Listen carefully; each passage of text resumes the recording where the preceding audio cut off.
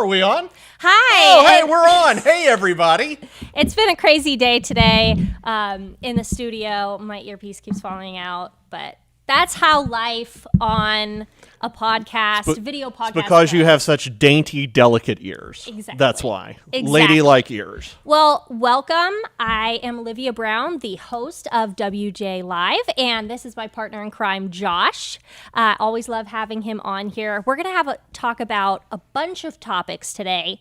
Firstly, we're going to talk about something that's on everybody's minds right now, which is the Uvalde shooting and what brutal recently just came out, a video that just came out showing what really happened that day.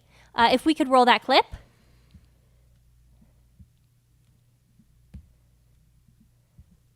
While we're getting it, I'll set up for you. So this is finally the full footage. This is an hour and 22 minutes. We're not going to show you the whole hour and 22. There we go. Looks like we're rolling. This is the shooter walking into the school. He's going to turn down the hall to our left. And if you look, keep looking to the left, to the left, to the left, to the left. Just a second, you're going to see what we're talking about right there. The kid comes out of the bathroom. He was on a bathroom break, looks down the hall, and then you hear the shooting. And he runs for help. That's chilling. Absolutely horrifying video. And, I mean, one of the things that struck me immediately, Olivia, we've got, okay, so this is, actually, guys, can you pause this for a sec? So let me just set this up. So this was not instant. What you're viewing right now actually is a set of clips that have been spliced together. It actually took the police, I think they had officers on site there within about 5 minutes, if I remember correctly. In fact, can we take this from the top again, guys? Let's just run it from the top. Yeah, so if you look in the upper left-hand corner, folks who are watching, it says 11:33 right there. That's 11:33 a.m. And then he comes in, he takes a right, he goes down, and best we can tell, this is maybe the first classroom that he came to. He turns left at. You can see him peer in and then decide that's where he wants to go. Again, this is at 11:33 in the morning, and then there are the shots. And now we're going to cut to 33. So this is about 2.5 minutes later, the police begin to arrive. Mm-hmm. Now, this is not a TAC team. This is just officers. They can hear gunshots, and they head toward the class. And they begin to, it looks like they're about to stack up to enter, and then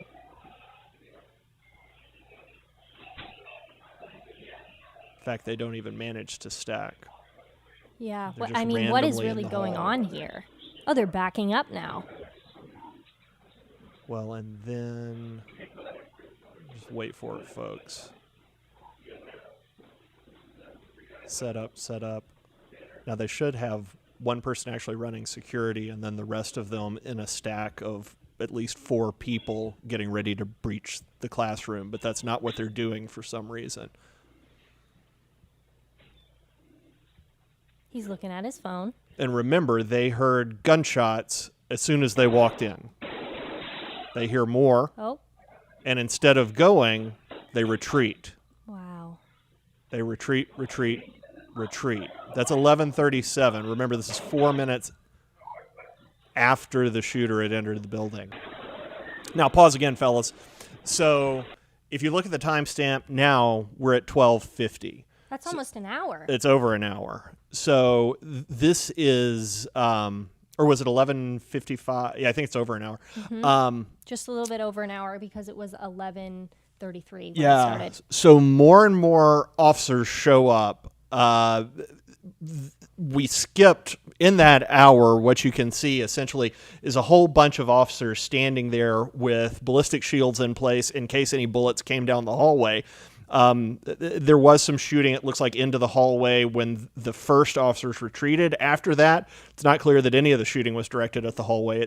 As far as we can tell, it was all still in the classroom where we knew there were children, where they were still getting 911 calls from children in the classroom, saying that they were alive, saying that other people had died, and saying that there were wounded kids in there. That's terrifying, and they're just running away. And they ran back, and then we have to edit out literally an hour and 20 minutes. Wow. Hour and 15, hour and 20 minutes of footage, and we get to this point. Now, folks, the clip we're about to run, it's a little long. It's about a minute and a half.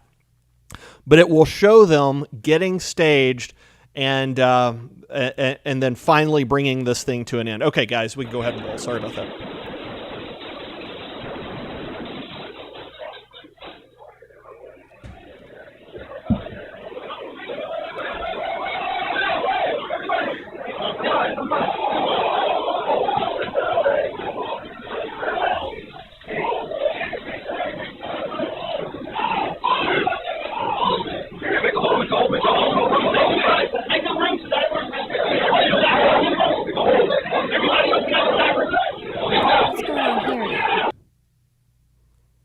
Well, it's unclear. It looks like it looked like they were rolling in. In fact, I thought I heard a flashbang go off, and then there was a delay, and then you hear a lot of shouting, and then they do go in, and an hour and 20 minutes. That's crazy. After this started, with a massive law enforcement presence, they finally went in.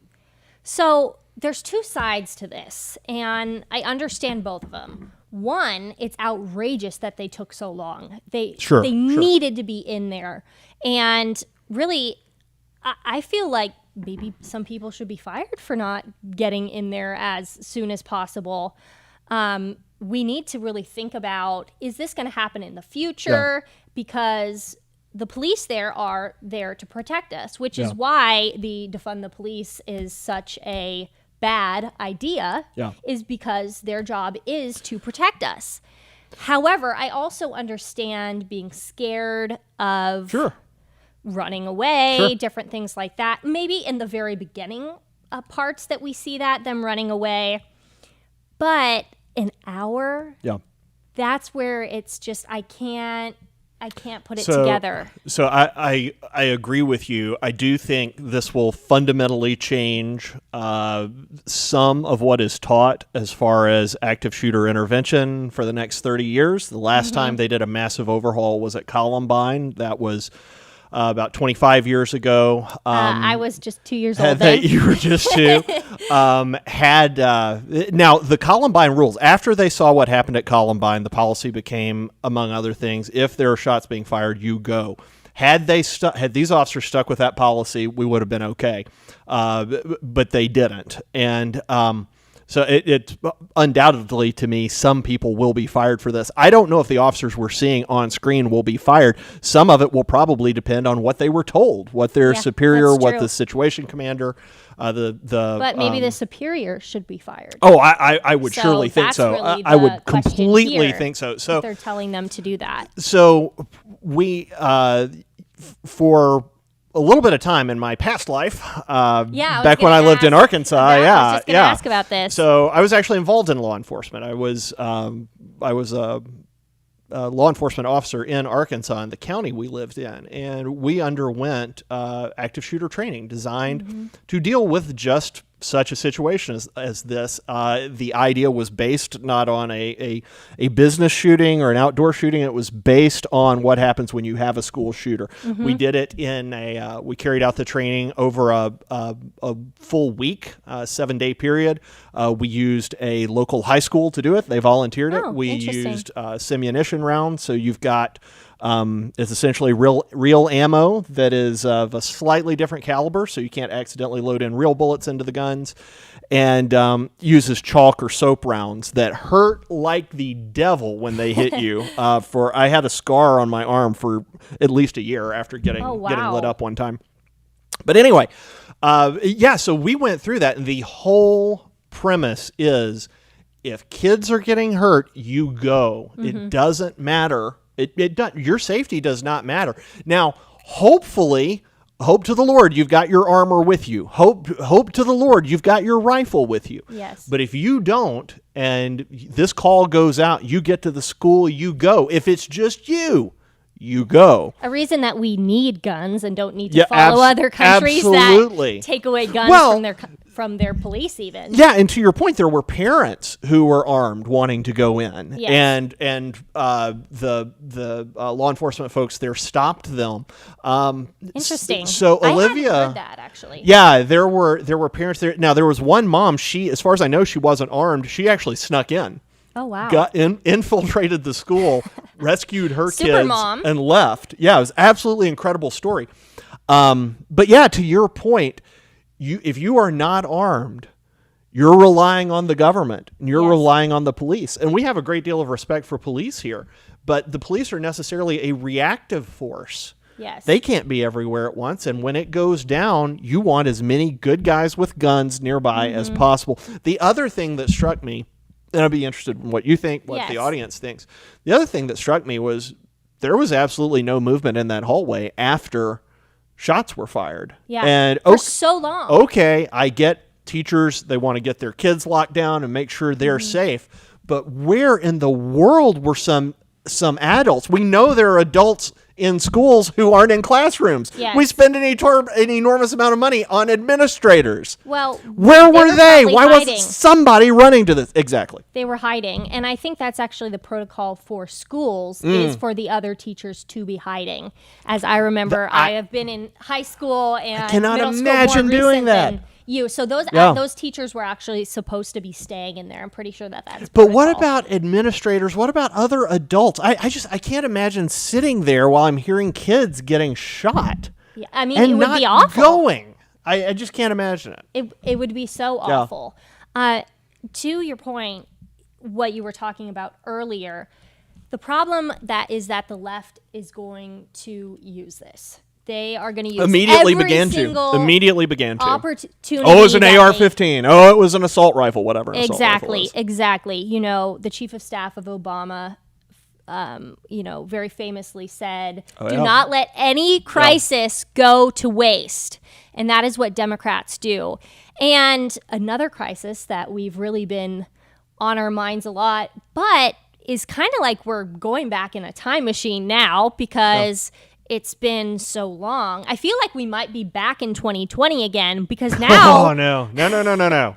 now authorities are putting back their restrictive rules. That is something new that health officials are saying. If we could run this clip of the director of the World Health Organization. The Emergency Committee on COVID-19 met on Friday last week and concluded that the virus remains a public health emergency of international concern. So it's very interesting to see there that he says, bring back the protocols that you had before. He's urging governments to do that. And to me, that is scary to be going about. Does that mean we're going to have another lockdown? Well, so, I'm sure that's what they would like it to be. Yes. But it occurs to me, why, if it's an abstract set of authorities telling us it's an emergency, but as we walk around in the grocery store, in parks, at churches, at community gatherings, no one seems to be treating like this as an emergency. Not so anymore. if the citizens, if everyday people don't view it as an emergency, if they've incorporated it into their lives and said, hey, look, this is just something that we've got to deal with, where in the world does a nameless, faceless bureaucrat get to say, oh, no, it is an emergency, Olivia. Sorry, you are wearing a mask. Sorry, Yes. you are locking down. I know you're fine with living your life the way you want to, but I'm not. Yeah. So I'm going to force you to live the way you live. That is outrageous to me. It really is, and it brings to the point how much money people are making off of COVID. Big Pharma is making big bucks, making drugs that will help COVID, supposedly help COVID, I will say. Yeah, and who knows what the side effects will be later on. Maybe there are none. That would be amazing. It would be amazing. Maybe they're catastrophic. We don't know because we haven't had enough time. Yeah, we haven't had enough time. Usually we wait for Years years and years, doing yeah. trials. And that's the biggest part of the controversy here. But really, we need to follow the money and see what people are making off of this. It's interesting, something that just came out again is the COVID Slush Fund, as I like to call it, the $2.2 trillion American Rescue Plan that came out last year. And people are now finding out what was in it. So we can see here. We had to pass it to find out what was in it. Yes, exactly. So 33,000 went to Northwest Mississippi's community college to create a safe space. 43,000 went to the Minneapolis Institute of the Arts to improve tours using an anti-racist lens. What is that? We What don't is even know a what it tour that uses an anti-racist lens? What the world is that? I don't know. And then 50,000 went to the Whitaker Center for Science and Arts to offer equity, diversity, inclusion-focused STEM programs. So, That's spectacular. I want to know what a tour using an anti-racist lens is. I want to go on a tour like that and just heckle the mess out of the person running it. yeah, definitely. It's very concerning to me that we're spending our money this way when we have record inflation. Yeah. These are the things that are causing that because we're spending so much money with the government. And it's sad to me to see less than 10% of, that's the number that they say, less than 10% actually went to helping hospitals and COVID. Of course, well, it's the same thing that happens with welfare spending in general, entitlement spending. I did the math. I haven't done it in at least 5 years, so these numbers are a little bit out of date. But if you take everything that we spend on entitlements, not counting Social Security, but welfare, Medicare, Medicaid, if you take all of it and then divide that number by every person living under the poverty line in the United States, person, not family, we could write each of those people a check for $40,000. Oh, wow. Each of them. So if you have a family of 4 who are all, and of course they would all be under the poverty line if the household is under the poverty line, we could write them a check for $160,000. And instead, what we get is the decrepit, pathetic, corroded, corrosive, corrupt welfare state that we have today. They spend all of this money on themselves. Yeah, this happens time and time again with what we're seeing. Yes. This specifically happened in Arizona with a bill for teachers that got passed and then overturned because they found out so much of it was not going to teachers. I think the number was like 3% went to teachers. I would not doubt Don't it. quote me on that, but I think it was 3%. That is atrocious. If we really need to be paying our teachers more, it needs to be going to them and not in slush funds like we're seeing here. Tom Sowell, famed economist, talks about, he was a Marxist when he came out of grad school. He went to work for the agency that manages the minimum wage. And he did some research and realized, oh my gosh, the minimum wage is actually hurting people. We could really just do away with this government bureaucracy. He came in, he showed his research to the higher ups, and he said there was a look of horror on their faces because they realized what he was proposing would ruin the nice cushy gig they've got for themselves. They wouldn't get a paycheck anymore. Right. They get more. Everybody on top is getting more. Exactly. Time and time again. Exactly. It's very interesting to see what Senator Mike Braun has to say on what he's seeing with this COVID slush fund. If we could roll this clip, please. With maybe a day or two to look at, our office dug into it and found a lot of it. Interesting that much of it is just coming to the surface. Brian, there is so much money slushing around in that $2 trillion bill. Only 10% of it went to COVID. We're going to see more and more of this over time. It's part of the inflation bomb. Now we're seeing how it's blowing up around the country with stuff like this. We need someone looking into this, and I'm glad that Senator Braun is, because this is wrong. This is so wrong with everything that we're seeing. And this is going to lead to more chaos, everything that we're seeing now. And it reminds me of when woke goes wrong. When woke goes wrong is like Sri Lanka.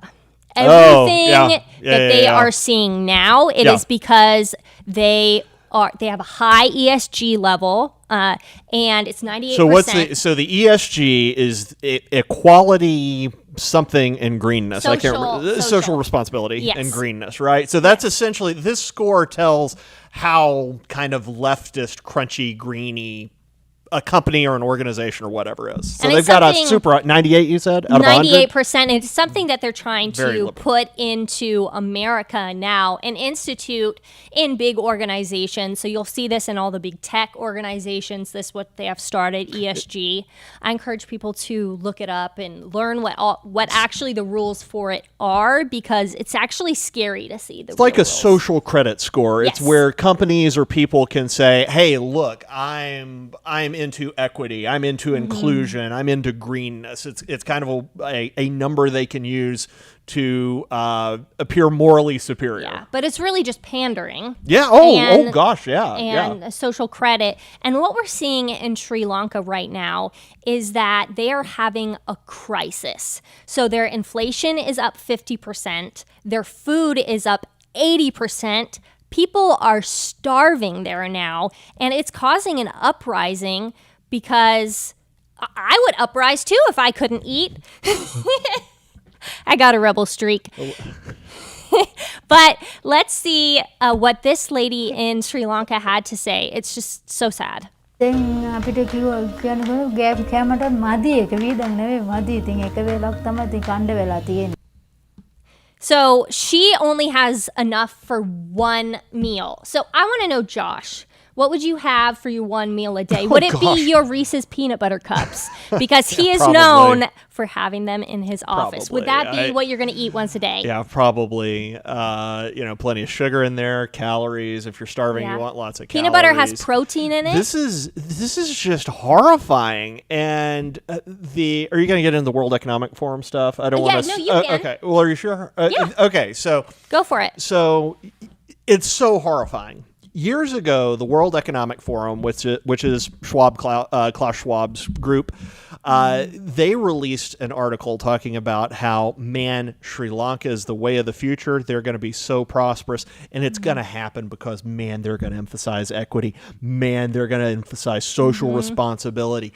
And that equity and social it's rhetoric for equal outcomes.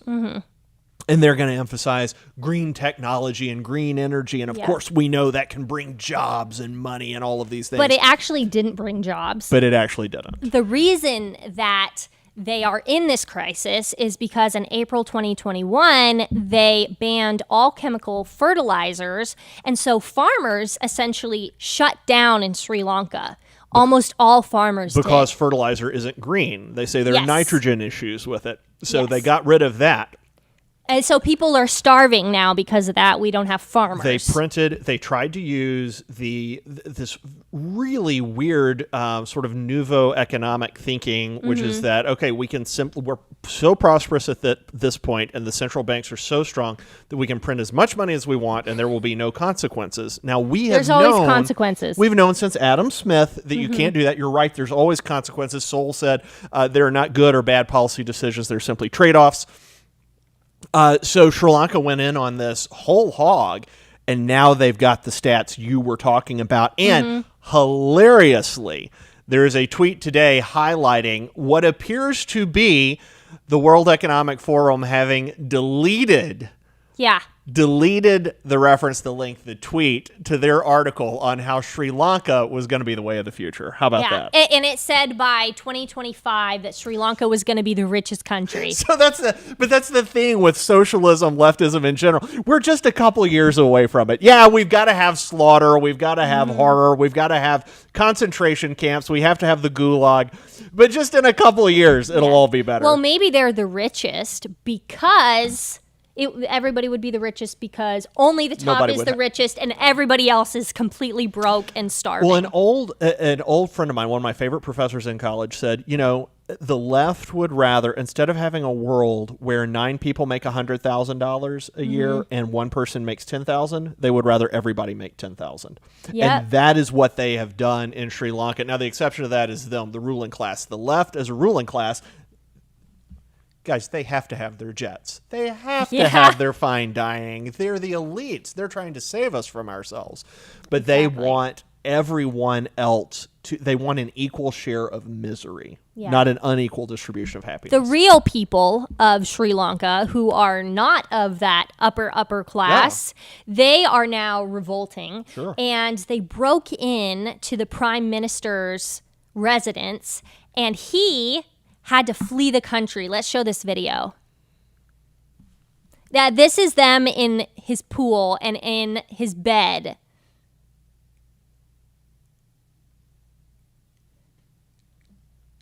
So there they are, absolutely storming. That's, I presume that's the Central Federal Building or the Parliament, maybe the palace. How many people do you think that is? Oh, good gracious! I'm not any good at estimating things like that. If it were the media and they were saying it was a January 6th crowd, it would be about 3 million. Yes. If it were the media and it was Trump's inauguration, they would say it's about 15. Yeah, definitely. It kind of reminds me of this, of the actual an actual insurrection is. That's a great So that's a great point. This is what actually a fairly muted insurrection looks like. You don't see weapons. You don't see a lot of violence, as far as we can tell. By the way, you didn't see any guns on January 6th. But yeah, this is what it guns looks like. From the person that got who shot. Ashley Babbitt. So this is what that actually looks like. And folks, this is what leftism is. This is what leftism looks like. These people who say, Rush used to say this, these people who say that leftism is kind, it's gentle, it's caring, it wants the best for everybody. No. Not Leftism true. is brutal. Leftism is filled with ideas so good, people with guns have to enforce them. Leftism is poverty. Leftism is disease. Where did COVID come from? Where did SARS come from? Where did the swine flu come from? All of these things come from the left. It is not a kind, gentle, caring perspective. It is brutal. It is brutal, and it is wrong. That's what leftism is. Yes, it is. And leftism, turns into democratic socialism, turns into socialism, turns into communism, which is more and more of what we're seeing in the radical liberals these days. Yeah. And actually, some Democrats and radicals are very upset with a video that just came out. I think everybody should be upset by this because it is so insulting to an entire race, an entire group of people that Joe Biden, they go hand in hand. It's a hell of a doctor, that Joe Biden. Oh, yeah. Hell of a doctor. Yeah, so let's play this clip that recently went viral. But we can't get those things on our own. Raul helped build this organization with the understanding that the diversity of this community, as distinct as the Bogotas of the Bronx, as beautiful as the blossoms of Miami, and as unique as the breakfast tacos here in San Antonio, is your strength. Hell of a doctor, Joe Biden there. Yeah, I cannot believe that the White House actually signed off on that. Their communications team and speechwriter signed off on that. I can't imagine. I've worked in comms. I can't imagine saying, oh yeah, it's a good idea to call people as unique as tacos. And a lot of people have been upset at this. Even the Democrat Hispanic journalists group. Let's see what they had to say about it. So, using breakfast tacos to try to demonstrate the uniqueness of Latinos in San Antonio demonstrates a lack of cultural knowledge and sensitivity to diversity of Latinos in the region. NAHJ encourages Dr. Biden and her speechwriting team to take the time in the future to better understand the complexities of our people and communities. We are not tacos. Our heritage as Latinos is shaped by a variety of diasporous cultures and food traditions and should not be reduced to a stereotype. Wow. And hashtag representation matters. Left eats left, man. I mean, nobody. Look, 20 years ago, no one, well, maybe not 20, 30 years ago, no one would have been offended by this. Everyone would have taken, I completely think so. Everyone would have taken this in stride. And I don't know why in the world, it's this strange, really weird thing that happens with political correctness. Yeah. But things that cultures are famous for, good thing, everybody loves tacos, all of a sudden can't be associated with that culture unless you're in that culture. So it's a very strange thing that truth seems to be subjective based on your skin color. And that is an unbelievably small L liberal position. Yes. It's absolutely nuts. We were talking about it out in the newsroom earlier today. It's like, sports teams. Does the left really think that the Atlanta Braves call themselves the Braves because they want to insult Indians, Native Americans? No, of course not. They call themselves Braves because Braves were great warriors. Yeah. These things are not intended to offend. It is human to associate common. Let's see here how to put this. Common thing. It's human to associate things. And that's what's really being attacked here. Just this idea that we might associate a Hispanic type of food with Hispanic people. It's ridiculous. Yeah, but just the way that she did You're it. so woke. You're so woke, Olivia. But You're so woke. this has brought a lot of great memes and great content. Oh, yes. Best part of the show. All over the internet. Let's see what Marco Rubio had to say. So, #new profile pic.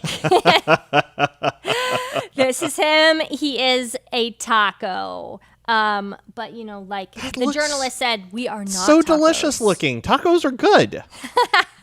Josh loves the tacos. It's one of my favorite things my wife makes. I love homemade tacos.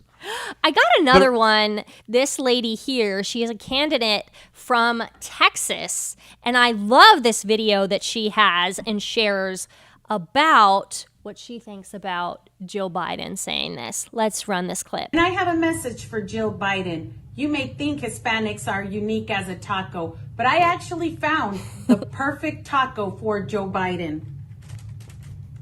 See, it's just a shell. He's just a but shell. Again, she's a hell of a doctor. Yeah. By the way, for people who don't remember that, Whoopi Goldberg said that on The View. They were talking, yes, they were prattling on mindlessly, and someone called her Jill Biden. Someone else corrected that. I think it was Whoopi who's called her Jill Biden. Somebody else corrected her, said Dr. Jill Biden. At which point Whoopi said, oh, yeah, Dr. Jill Biden. And by the way, she's a hell of a doctor. She's a hell of a doctor. That's what I'm referencing when I say that. She's a hell of a doctor, but she cannot pronounce things correctly. She mispronounced bodega. Bogadas. Bogadas. Did I just pronounce it wrong? No, you did it right. Oh, okay, I did it right. And this is the meme. I love this. It shows corporate needs you to find a difference between this picture and this picture. It shows Brooklyn and then the country next to Columbia. And brilliant. so I love that one. Amazing. It is, and it's embarrassing boy. to see that, but it brings me to, if this were to happen during the Trump era, what we would have seen is Melania, if she said that black people were tacos, not tacos, fried chicken. This is something that Terrence Williams brought up. He said if Melania said that black people are fried chicken, or like fried chicken, then she would have been lambasted. She would have been destroyed. Completely. Torn apart. Completely. So let's show this meme about how Biden sees their voters. Hey-o. Exactly. Olivia, could it be true? I think it's true. I think it's totally true. I think that's how they see their voters. I do. And it's sad to see how the people above, and I've even seen this in politics myself, they don't really care about the base. They just want to get elected. Oh, yeah, sure. Absolutely. And that's how number one Democrats goal. are. They are going to pander to whatever they need to say to get any vote. And that's what we're seeing here. I got one more meme that I absolutely love. Let's show this. So this is like those robot things that you have to go through every time that you're, signing up for something, making sure that you're a person. Select all squares that are breakfast tacos. And so this is how Jill Biden It's amazing. sees Hispanic people. Why would okay. I don't think anyone should be defined by their ethnicity, but we've apparently decided everyone defines themselves by their ethnicity. If your ethnicity helped bring into the world one of the best types of food ever, why would you not be happy about that? It is the strangest thing. You cannot say it is the weirdest thing. It's like apparently a white person cannot say a good thing about Hispanic culture. Mm-hmm. However, Hispanics can say that good thing, but white people can't say that good thing. It is the strangest, weirdest, most bizarre twisting of reality and rhetoric. It is. And it's so interesting to see this racial divide that we're seeing through these sorts of things. But it's important to see that Joe Biden, the Bidens, this is how they see their voters. Yeah. They don't care about us, but they do provide great content on the internet that makes people laugh. There's been so many memes, and I've loved showing you all these memes. We're going to be at the end of every show showing something comedic going forward to end your day, brighten your day. And so I just want to thank you, Josh and I, for joining our show today, being able to talk with us about these ideas. Please put any questions that you have, any ideas that you have in the comments. Think about these things because it's so important that we need to be acknowledging Sri Lanka and that this could happen in America. That's what they want. See the repercussions of Uvalde and the repercussions of COVID, everything that we've been seeing. But like I said, think about me brightening your day with breakfast tacos. This is it. We wanted to sign out. Thank you and have a great rest of your day.